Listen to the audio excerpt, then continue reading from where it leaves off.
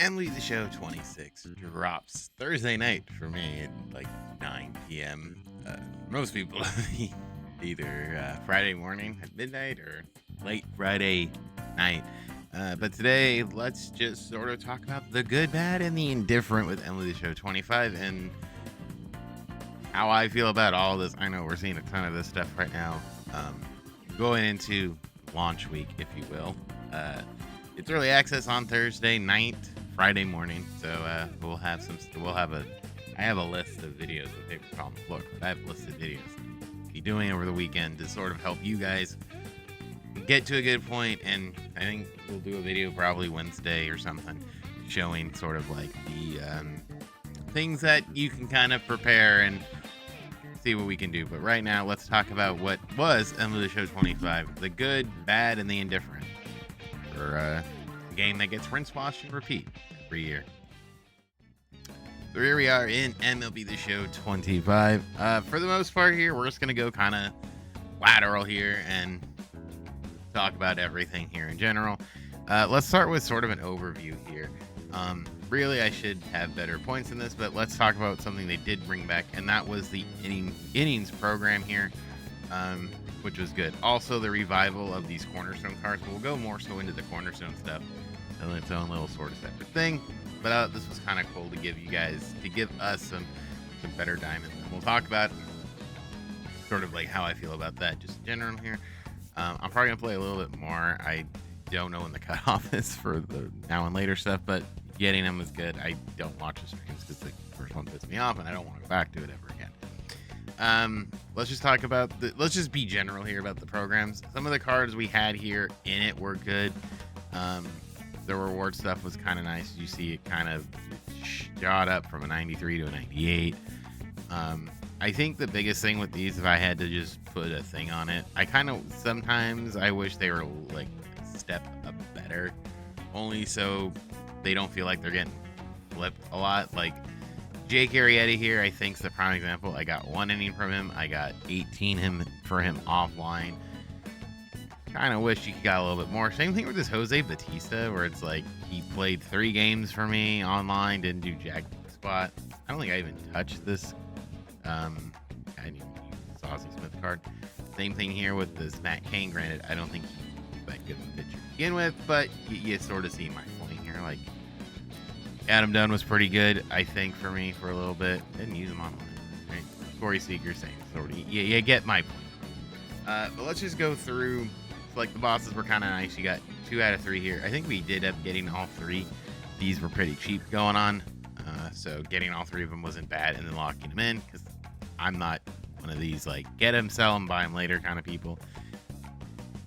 If you are, hey, that's fantastic. Maybe that'll change this year. I don't really know, but this was kind of cool. I thought going back to this. Now, granted, there was the oddity of like, for instance, Josh Gibson was ungodly expensive for a while because of programs and other stuff.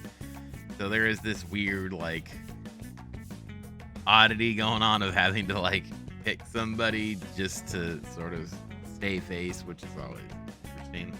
But to be fair, I think bringing back the programs and the bosses and stuff, I think was a good idea, instead of like these longer things where you kind of, I don't know. It always made things interesting for me because it was like, you had to make a choice like 2 out of 3, which I think is good. I don't think they'll ever necessarily go back to like, hey, you can get all 3 of them. I think 2 out of 3 is where they're going to stay this year. It's fine-ish. It just, I don't know. Overall, I think it's a better plan because it just feels like, hey, new month, new thing. Things kind of feel fresher a little bit longer. The only thing I kind of wish they did here, and if they do this all year, it'll be a little bit helpful. Like the missions and stuff, kind of like they had early on, like 20 and stuff. Hey, instead of just gameplay, like, hey, here's a stupid collection you can get. I think there's ways to make this a little bit better, or it just doesn't feel like all you have to do is grind. Makes things a little bit easier. So that's a smaller thing they can do. Now let's talk about the single player modes here. Let's talk about the new mode here first. Let's talk about Diamond Quest. Ultimately, Diamond Quest, I think at its core is okay. It's different enough to where you aren't necessarily having to do the same kind of thing over and over again. And the reason why I'm sort of mentioning this like sort of same thing over and over again is so often we kind of just beat up on the computer. Granted, this is still beating up on the computer, but you're getting stuff that's a little bit better. This was the starter one from last year. I'm sure they'll have the starter one this year. And this was, I wish these things were in order. These were all later ones. Where was like this number 2? That'd be kind of neat. I don't know which one the number 2 one was. There's the Easter one. Was it this one? It might have been. Oh, it was. Yeah. Okay. I know. Okay. Got it. It was followed by this one, the prospect stuff, it was this one and the prospect one. That's right. It was this one where you get the Garrett Crochet and the Bryson Scott. It was a great way to make stubs. Same thing here. You got the Matt Shaw, the Nolan Schultz, and the Travis Bonanza. It was a good way to make stubs. It was a good way to kind of get used to the game. It forced you to play at higher difficulties, and the rewards were very good, and it was an easy way to make stubs. It was just a matter of how long do you want to put the time commitment into? It took about an hour or so, I want to say, doing all of it. It kind of just shoved everything together. I don't know if they'll make it more streamlined. They might not. It might just stay the way it is. It was a decent mode. We'll kind of see where these rewards end up being. It was kind of interesting because, like, as you hear, it was like 85, 87. This one was 86, 88. I remember having to do, I think I bought, like, the rares ended up being cheaper. So it was like, all I had to worry about was the epics, which is kind of nice. I didn't care much when it was just packs. That might have been me.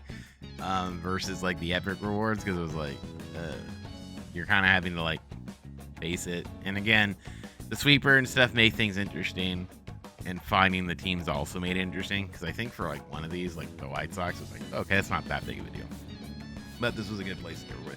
This one was torture for me, because these cards never went down. And you had to get the eggs.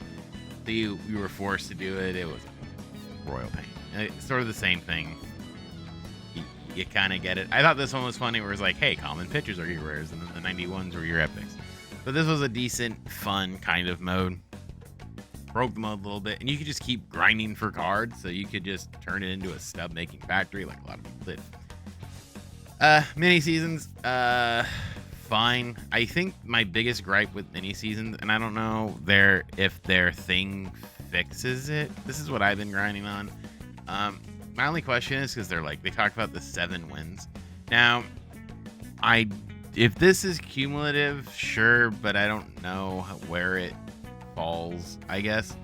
Is like 18 wins, you're doing 7, you go 7-0. Okay, so you have to do that 3 times, 5 times, or no, wait, sorry, 3 times, because it's be 21, 4 times for 28, and then 28. So you're better off doing all 28. And I know there's like 6 in the postseason because it's best of 5.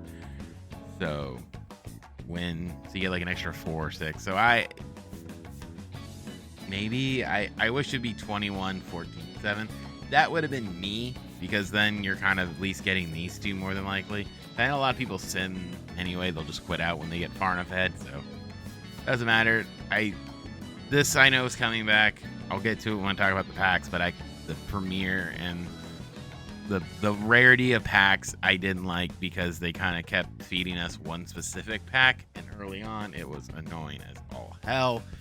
So we'll kind of we'll get to it, don't you worry. But we're getting the World Baseball Classic one right off rip. We're gonna grind that one here on the channel, but I kind of just wonder if along the way will the changes sort of help it, or will the words be like this? Because the whole thing is they really did make mini seasons feel like they wanted you to do it to get some of the cards. And some of the cards in here were good, like Lefty Long Ball. That Tony Gwynn was amazing. Schwarber was also good, but it was funny because they dropped a 99 Kyle Schwarber in the program and all that. But there were cards in here that were pretty good, truth be told. And they fit. The CC's Bathia was pretty dang good. So was this Chris Bryant was pretty good for the most part. Will they continue? Maybe, but again, you only get the card once, so kind of hit it and quit it, if you will. And again, 3 inning games, you can make them 9 seasons. Probably not, so we'll kind of see how that goes. Conquest, I think, felt the same as always. The one thing that was interesting, I didn't do a lot of these mainly because I was sort of annoyed by it all. However, I will sort of say this: if they go back, if they do this again, where it's like the spring training maps and then the U.S. split up into thirds, I thought this was I wasn't sure how I feel about this, but I think looking back on it, I think I like it a little bit more. They did bring back the giant USA map for those psychos. Right here, the forever one. It's all of it. All of it's the nation. This is how they used to do it. The rewards here were great. I think the rewards here for the USA map, I think were just collection cards, if I recall right. Yeah, it was Jose de Paula, Cole Young were the two for the two there. They gave you cards and then a little bit of packs along the way. I think this again might be the better way to do it. They got locked into a collection, which we will talk about here shortly. But Conquest stayed very the same. I think personally, my biggest thing, this is just a specs thing. If you agree, sweet. I think the biggest gripe I have with this was one, these headliner packs, and two, I go to a later one. This one have them. Our favorite packs of all time, the deluxe choice pack. They can make these a little better. Not the deluxe, which I know is like mid tier. Ultra or Premier, I think Premier honestly feels better, especially with how much time you have to put into some of these. But hey, what do I know? I don't work for the dev team. Showdown, don't care about. Okay. We'll go into Team Infinity here. I think this was a fascinating way of doing things. You had I'll just use the Angels because they're my team. You had the sort of main, this is how it's working. I ended here about 600,000 points. I didn't get the #1 fan icon, which is fine. The thing here was a collective sort of thing, and they had stuff as you go along here. The first one was 55 to get good old Bobby Rich. But along the way here, you got the silver Mike Trout, you got gold Chanwell, and then good old Robert Grich was the main one there. And you had to do this for all 30 teams. Granted, I did say earlier on, I think I like the collective sort of division things a little bit better. But I think the problem with the collective divisions, as I thought about it and sort of went on about it, is then this becomes even bigger, where all these cards here are packs, and you have to pick one. So maybe doing it collectively isn't the answer, but it sort of feels like a rinse washer. And early on, it's a lot, and I know early on it's a little bit different, but like these things were fine because it was just, hey, use that other card to get them. And these are a little bit shorter. These are only 50k, so it's not necessarily the world, but if it stays like this, it'll be interesting to see where it's like they put the stuff behind it. We'll see how that works. But if they kind of streamline it, make it a little bit easier for people to get and not as like tedious. No, absolutely. So we'll sort of see how that in itself plays out. But like there are some where it's like Neon. I didn't finish all of it. Connor Griffin was fun. I loved his, but that's a me thing. We'll talk about my overall thoughts here in a second. Collections, good freaking god, there were a lot of them. Live series is interesting. This one I did talk about a little bit at length. Here's the thing with this, and I don't anticipate this to disappear. This is launch week. This is Monday. You see, he's still 105 buy now, 50 sell now. He's gonna be expensive lad, and I don't think that's gonna change anytime soon. And if you think I'm going crazy, one, they changed the rarity, which sort of made this an issue. But let's take a look at Shohei. Yeah, it's going to be a rough one for no money spent players like myself getting some of these guys. Now, granted, one of the things that I usually finish around mid. The only one I didn't was the first year I played because I was an idiot. I think this year my idea for tackling things, and I'll say it later on this week, is I'm going to suggest if you are no money spent, you need to grind the absolute bonanza out of Diamond Quest if it stays the same, because those cards are so incredibly valuable that not doing it at least daily or every other day, a couple times a week, is going to leave you out on stubs that can help you finish this collection. Now, speculatory here, there is rationale that I'm sort of in this boat that Pujols they showed us is one of these. I think it's the NL one. I don't think it's the big collection. It might be. I kind of wonder, would that Pujols be enough, or would he better suited here? I think he's better suited here because that'd be really odd if they showed that off randomly. Or, yeah, I think he's one of these. So, keep that one in mind here. Now, we know where some of these are, and if we're sort of pinning this off of last year, this is where the fun will arise. And by fun, I mean kind of annoying. So, the central, like, you're not going to get easy divisions. Like, we know Jose's a 92, meaning he's going to be an expensive lad for a lot of this. So it's going to be a lot of flipping. Now, teams where we sort of noticed in the past where things could be, I think tackling them is going to be easy. Now, one of the funnier things is we know there's an Angels Pujols somewhere. Now, do I think that the Angels Pujols is going to be this guy? Will be here? No, because Trout's still a diamond, and more than likely Zach Neto will also be a diamond shortly. So that being said, do I think he's the Angels one? Probably not. I think it'll be another diamond. However, he might be in Team Infinity. But in terms of teams where it's like, hey, what are some things we could do kind of easy? The Reds might be someone you can do kind of easy. That Arizona generally is, but because Ketel's around, he's kind of high. He's not going to be. Rockies will be kind of cheap. So keep an eye on some of these fellas as things go along here. It depends on where a lot of these guys start too. So we'll kind of see how things play out. Keep an eye on that. Make sure, one of the biggest things is make sure guys who are injured, make sure you finish them first. Like one of them was Tatis for a couple years ago. Everyone in their mind was trying to lock in San Diego early because they didn't want to deal with the Tatis card because they could finish without it.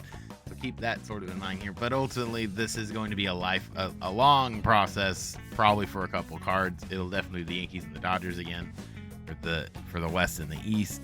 For the most part, the Central might also be kind of annoying. It'll probably be an AL annoyance for the most part, but we'll kind of see how things go, and I'm sure the collection will be worth it in the end. Now let's talk about the flashbacks and this stuff. This was good golly. The bigger collections I didn't necessarily care about. What drove me insane were all of this crap right here. Easter egg. Fantastic. All but one card. Pipeline was absolutely horrendous. The finished thing here was this Corey Seager, who was lesser than this Vlad, who was a 95. He was a 93. This sack of turd right here was absolutely expensive. He's still ungodly expensive because you couldn't get him anywhere. And none of these cards were really viable at the time of using them. It was great. So I don't want to talk about it. It was probably the worst thing. These things I'm fine with. This made sense at the end of the day. Collecting all 30, it was easy. That's fine. This we can live without, to be honest with you. Spring Breakout again. It was a smaller collection to get the DeVries. They've done this before. Not the biggest deal. I think the way they implemented this, however, if I can make one thing, let's not do things in Showdown, please, and have it be random to get all of them. I forget what you needed. He was in there, and it was something weird, like you couldn't get to it properly. You had to do it a couple times. It was annoying. These, I could care less if these, like, things are collections. That's all fine and dandy. It's just these random ass ones that drove me up a wall. Summer to me was the biggest pain in the dick because I didn't want to do the mini seasons. I still haven't done the mini seasons, and even then I still have to pay for this sack of shit who's over 100k steps. So thanks for that one, SDS. And then this is what I'm talking. I know this is later in the year, but I'm just saying these guys are from Diamond Quest. They're over 200k steps. I'm just throwing it out there. We got to be doing Diamond Quest. Let's talk about Evolution really quick. Hold on, 20 minutes. Evolution, I thought, or Cornerstone, was really good. I think bringing this stuff back is great. They were easy. You should do them anyway to get them all. There were 3 free diamonds. He won't be in the game, but these were pretty good cards early on to do. It got way easier later on as you go when you got more and more cards, and these steadily got better and better as the year went on. Again, the biggest gripe I have is I wish these were a little higher. Like, kind of bump these up too. Like, these should be 87s, these should be 89s. If you want to stay at 90 for a little bit longer, I think that would have been better, because the minimum was 97, so realistically, I guess, argumentatively, it's like, well, they fit. But still, if they were slightly better, would have made things cooler. But it's a good way to show off these newer cards, because people are going to want them, which is always good. So you always got like 2 hitters in a pitcher for the most part, so it was a fun time. Just make sure you stay on them to get them, but these were great. Evolution programs are fun. As always, that's always a fun time. But this was absolutely just redonkulous. It was so wild. Oh God, I don't miss this at all. Oh, the gambling was fun. I thought this was cool. I didn't do very well on this, but this was kind of cool. If they bring this back, it was fun. It was a nice way to just earn some free stuff. On terms of the online stuff here, if we go to multiplayer modes, ranked is whatever. BR kind of got nerfed. They didn't really put the best stuff back here, and the fact that a lot of it ended up in the ranked multiplayer program kind of lessened it a little bit. Events were just dead. I don't know what they did. They just said F events. Will events be back? I hope it is, because at least then there's something there. But I get why, because this program here, or this being underneath it all, kind of worked. Maybe if they, I don't even know, bring this back to some degree, maybe not collectively, cumulatively, maybe make it like 12 wins or something. I get the point here is they kind of just are like, hey, why don't you just play ranked?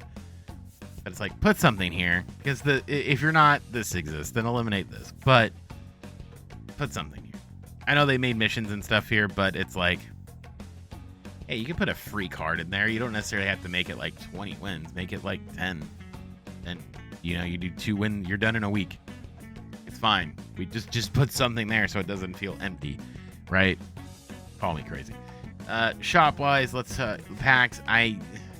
Listen, the only real beef is maybe these chase cards, because they kind of dropped them intermediately and randomly. Headliners, whatever. I think the free stuff is, I remember one year they gave out a free pack every week. Every week. I think if they went back to it, that'd be kind of cool. Having to do stuff like this to me is always funny. Where it's like we talked about the program stuff. It's fine, but the chase stuff will always make me laugh. It's just the way things are. And then like the headliners and stuff. Hey, it is what it is, man. They do give a lot of stuff out for free, so it is what it is. The last thing, let's talk about programs before the actual sort of programs. Talk about the other stuff. I needed the Blizzard Captain stuff. I didn't care at this point.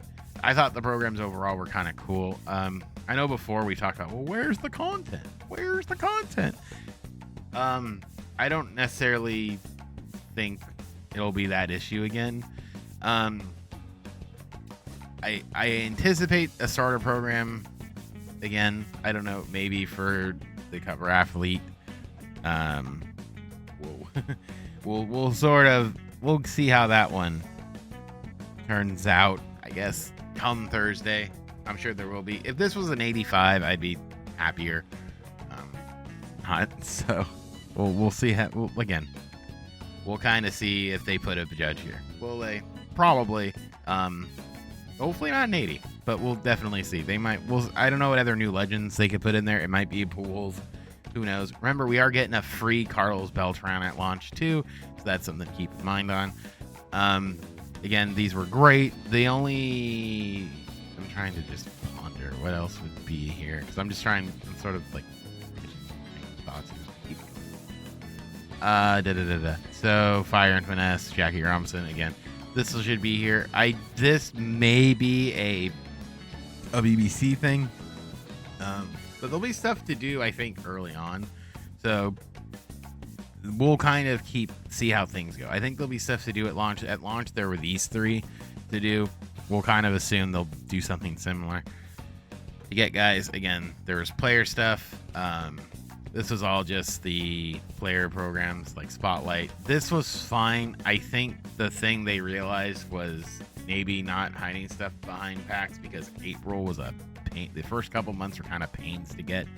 So we'll sort of see. The bright side is, and this is kind of where we'll leave it on before I get my end thoughts is the thing to keep in mind here is to get the lightning card wasn't necessarily that big of a pain to get. It was the retro side of things that was a pain. Like, I technically don't have April, so I just gave up. So that was kind of a pain in the neck. But as it got the timing went on, it got a little bit easier. So I don't know if they'll change that per se to make things a little bit less annoying if they want people to get these cards. So we'll kind of see how things go. Hilariously, April, the only one I don't have. It is the only one I don't have. So we'll sort of see how that plays out. But ultimately, we'll see, because I don't know how pricing will go. But again, to get the one that I think everyone's like overly excited for isn't going to be that difficult. It's just do the program and you get more cards that help it. My one suggestion, if we want to make this better, is not make this pack cards. Make this also the card you get in that program, just to help people get it. Unless you're really sort of like, we want to make it slightly premium. Okay, that, I guess. But what do I know about anything like that? I'm just sort of trying to make things easier. So ultimately, my thoughts on MLB Show 25. I think the biggest thing with 25 is it did sometimes feel like we were just hitting a wall. Even for me, I feel like this was the one game where I wasn't constantly grinding it outside of the simple events and stuff. So realistically, we'll see how things go. I think for 26, we'll kind of mean it and not try to force the issue as much, but we'll sort of see. We'll unfortunately just have to see how things play out. Like, I'm not going to be playing online for probably the first handful of weeks just to get my team going, but we'll sort of see how all this feels and how it all plays out. If it's one of those things where it's sort of like last year, where it's like, early on you can kind of wean your way into things, it'll be fine. If not, it's also fine. But ultimately, at the end of the day, we'll see how things sort of go. We still haven't really seen the end product yet. This is Monday. It comes out Thursday night. So up until then, we can kind of hope, speculate, and see how things ultimately go. But that's neither here nor there. And again, if you're sort of still on the fence, you can get whatever edition you want at any point you want. Don't ever feel like you got to get it for Thursday. You got to get it Friday. Get it if you're buying it digitally. Wait for a review or Friday morning and then buy it when you get home. You only miss out on maybe 12 hours of stuff. You're not going to be that far behind. Even then, you still got the whole weekend to play it. I wouldn't blame you if you waited for reviews. It's perfectly fine for it, or at least initial thoughts. And there's be plenty of streamers playing this over the next couple days and weekends. So you got time to make your decision. With all that being said, my name is Specs, and I'll see you guys all in the next one. Bye, guys.